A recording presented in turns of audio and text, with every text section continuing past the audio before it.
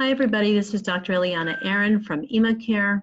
I hope everyone is staying well, staying home, and staying healthy.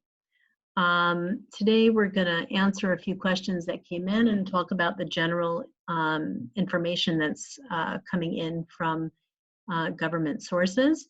Today, 5,000 people in Israel were checked for coronavirus. Out of which 439 were tested positive, which is less than 10%. The rate of 5,000 per capita in Israel is about double the amount of South Korea and Germany, who have very high testing rates, and South Korea has definitely held down their epidemic curve once they started getting their wave. Because of mass testing. So we are starting to get really on track with that, and that's a good thing. That being said, we do have 2 more deaths to report today, which is very difficult for everybody. And Israel's currently in the part of the epidemiology curve where we have what's called exponential growth. And that means that the rate of people infected is doubling every 3 days approximately. At the current rate, we should have almost 500 cases new by tomorrow at this time. And that is approximately the rate that we are unfortunately going towards.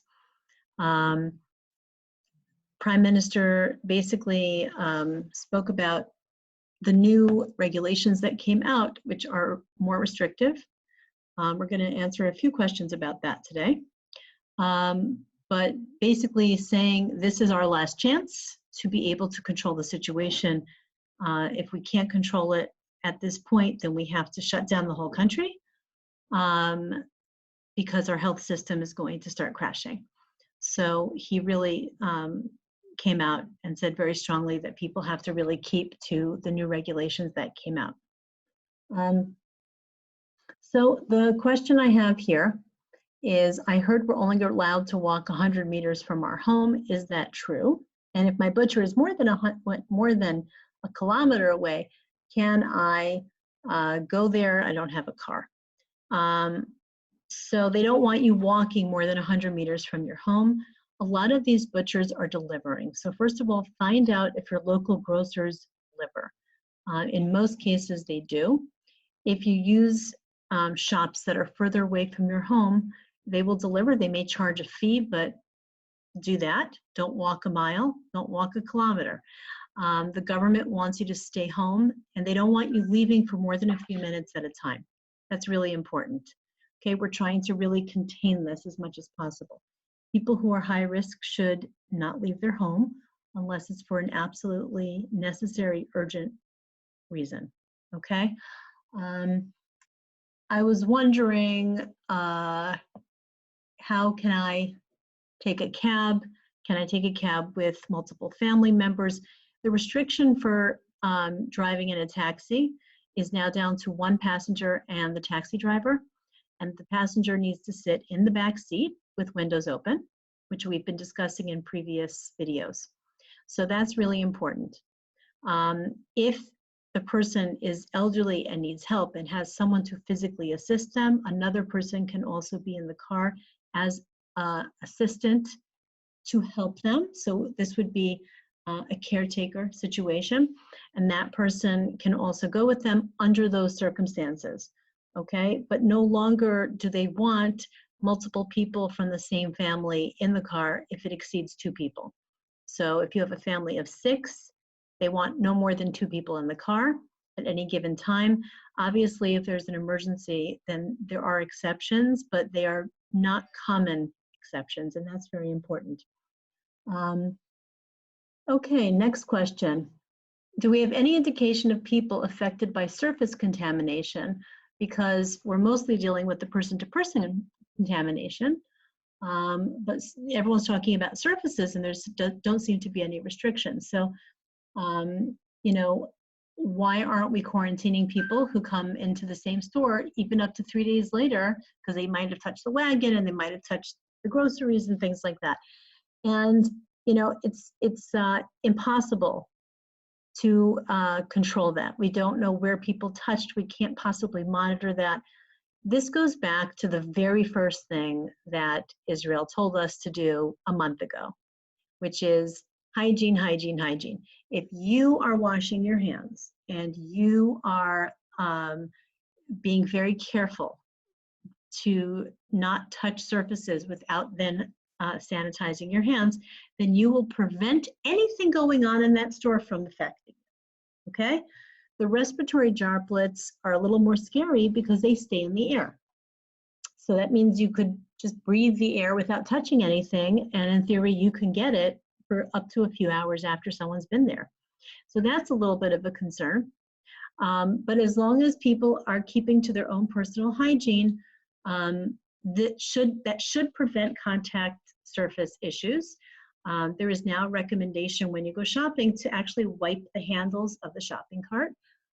I suggest also wiping the top area around the metal part of the shopping cart, because frankly, when I'm checking out and I'm unloading, I'm touching that too to kind of get it closer to me.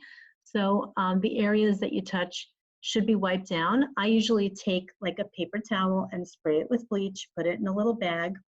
It's still wet when I get to the store, and I wipe everything off. So I do suggest that, and the Ministry of Health actually did come out with that finally, even though I've been saying it for a long time. Okay, we're going to talk, I think, tomorrow about how to sanitize your house on a daily basis. There is a wedding. Here's another question.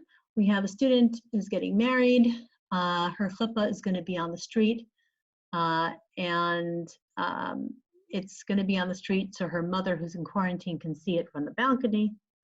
What are the current limits? So right now the limits are 10 people. It was 20 for a wedding. I believe that has now changed to 10, and everyone needs to be 2 meters apart. It could be in coming days that it just won't be possible to have a wedding, so let's be happy if we have any. Obviously, if they don't want people outside anymore. The wedding could be outside. They do want weddings to be outside, and obviously funerals have to be outside, and other critical events have to be outside. But they are no longer opening synagogues. They do not want people to be in those enclosed spaces anymore. Outdoor prayers are also strongly discouraged. I don't think they're the law at this point to stop, but certainly it just makes sense to keep people apart. So, you know, the restrictions are you can't dance, you can go to the chuppah, you can stand far away, you can listen, immediate family only, and you can play music and clap your hands and make them happy, and that's it. And that's pretty much what you need to do. Hopefully when this is all over, all of the brides and grooms will be able to dance in the streets with everybody, and we'll all be happy together. Look, my advice for right now is there is the law. The law is, am I going to get arrested for doing this? And then there is, am I going to be smart and prudent and do the right thing, whether or not I'm going to get arrested? And the answer is be smart, because if we're not smart, we could be endangering people. I've always tried to encourage everybody to go in that direction. It's not about whether I'm going to get a fine or get arrested. It's about, am I doing something intelligent? Am I making the right decision? Do I really need to leave the house?